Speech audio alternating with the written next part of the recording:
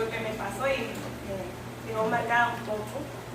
Como dijo una compañera, yo soy la última, soy la consentida, vino mi sobrinito y me quitó. No voy a hablar de eso. Pero sí fue de verdad, sí, casi lo mismo.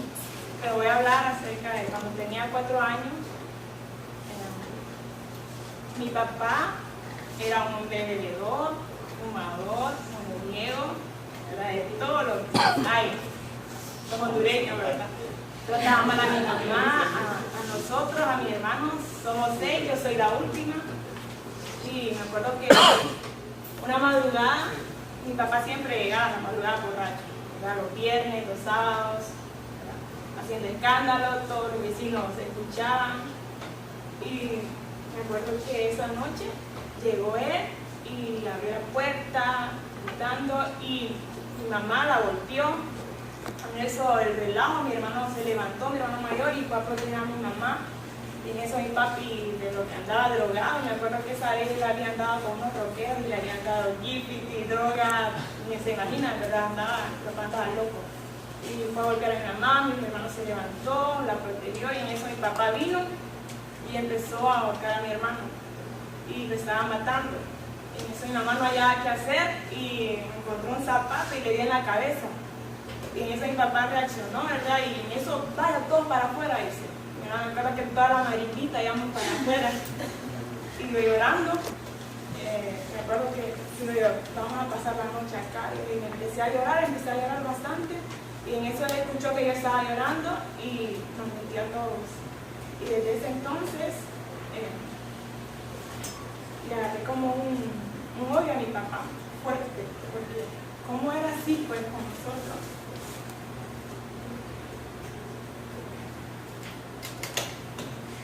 ¿Cómo era con mi mamá? Entonces, pasó el tiempo, él era lo mismo, y yo cuando tenía 12 años, empecé a buscar de las cosas de Dios, me metí más, y descubrí que si yo lo odiaba a él, era yo que me estaba haciendo daño. Entonces yo empecé a buscar de Dios y le pedí al Señor que quitara todas esas raíces, esas amarguras. Entonces Dios empezó a tratar con mi vida y a veces yo miraba a mis primas y cómo tenían esa relación de padre. Entonces yo decía, yo quiero que mi papá me diga te quiero o te amo hija, pero nunca. Entonces, era bien difícil, porque mi papá era bien simple. Entonces, pero yo empecé a buscar de Dios y lo puse al Señor, que lo transformara, que lo cambiara, que fuera un hombre distinto. Entonces mi papá le miraba, a veces le miraba cambios, otras veces le miraba cosas peores. Yo decía, este hombre, ¿cuándo va a cambiar? ¿Cuándo va a ser diferente con mi mamá, con mis hermanos? Entonces empecé a ponérselo al Señor, empecé a orar más por él, a ayunar. A veces decía yo, ¿pero qué estoy haciendo? No miro cambios, decía mi papá. Pero ya pasaron 2 años, pasaron 8 años, y a raíz de una enfermedad de él que le dio en los huesos, él empezó a cambiar, hijo de Dios, iba más a la iglesia.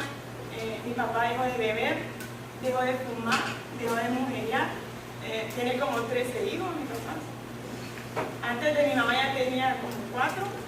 Entonces, él empezó totalmente a cambiar su vida. Ya no bebía, ya no tomaba, iba más a la iglesia. Y gracias a Dios ya lleva 3 años de que es una persona totalmente distinta y cariñosa. Ahora nos aconseja, nos habla de la palabra. O sea, yo nunca pensé que iba a ver a mi papá en el cuarto leyendo la Biblia o mira, hija, no hagas esto, hablándonos de la Biblia.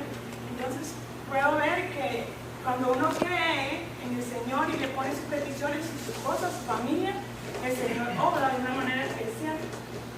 Porque mi papá, su carácter era bien terrible, ¿verdad? Y veo cómo Dios lo doblegó, lo cambió, y ahora es una persona totalmente alegre, cariñosa y siempre buscando el Señor cada día.